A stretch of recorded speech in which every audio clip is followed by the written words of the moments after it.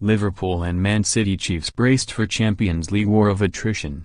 We will see the draw and arrive in the right moment in February, and we will try to play well, he said, answering with a non-answer. 24 hours earlier Jurgen Klopp had been pressed on a similar theme, and his reaction had been along the same lines. "How could I sit here and ask for any team? I don't care," he said. Both men will no doubt be hoping for the best and fearing the worst. And the worst will not so much be about the identity of their opponents as the prospect of arriving at the second full week in February with half their players missing. The run to make it through the first bottleneck of the knockout stages has been gruelling, more so for Liverpool and Spurs than the two Manchester clubs, who qualified with a game to spare.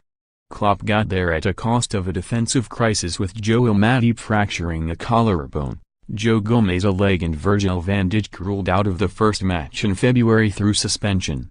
For Guardiola, the problems have largely been further up the pitch, with Kevin De Bruyne missing long-term with knee ligament trouble and Sergio Aguero, Benjamin Mendy and David Silva adding to his problems of late. Jose Mourinho at United has complained that his own defensive injury crisis contributed so spectacularly to their failure to win their group.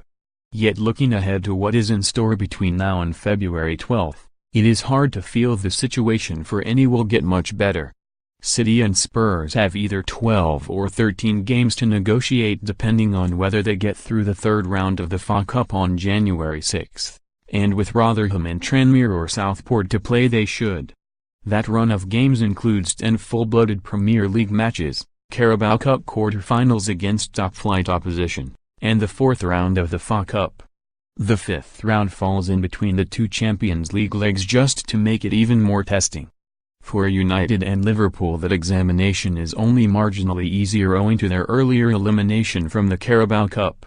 Compare and contrast that to the schedule for continental last 16 clubs and the challenges of the four English clubs getting there in better shape than their opponents, whoever they may be, look slim. Juventus, Roma and Porto play 9 matches between then and the first leg. PSG and Lyon 10 they could win with one arm tied behind their backs. Bayern Munich, Borussia Dortmund, Schalke, Barcelona, Atletico Madrid and Real will play 8, and Ajax just 6. While English teams are flogging an already tiring horse over Christmas and New Year, most of their rivals in the draw will have their feet up. City midfielder Ilkay Gundogan smiled when asked about whether he was looking forward to a period of 6 games in 20 days. "Yeah, because it's a big tradition here in England," he said. "I know from the times I was in Dubai on holiday when I was playing in the Bundesliga, on the winter break, and watching the Premier League. Now I'm part of this competition, so it's great, because it has such history and it's such a big tradition to play during the tough period. The injuries are the thing we have to deal with. The season is long, that it's normal to get injuries, so we have to try and do our best in terms of recovery. Recent history would suggest it is unlikely all 4 English teams will emerge blinking into the light of the quarter-finals. The last time that happened was in 2008-09 when Liverpool, Chelsea, United and Arsenal all made it through, and since then fewer than half have progressed from the last 16. There is also an argument to suggest, in addition to the Premier League schedule shooting its teams in one foot, the style of football injures the other two. The high-pressing style favored by Guardiola and Klopp, their sweeper keepers keeping the ball in flow and everyone yoked into the defensive effort, has proved a revelation. But there is no doubting its attritional qualities as well.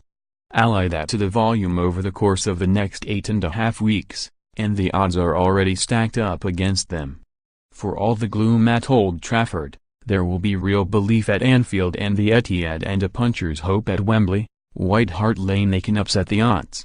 The heart says all 4, but the head says 2 through would be a surprise.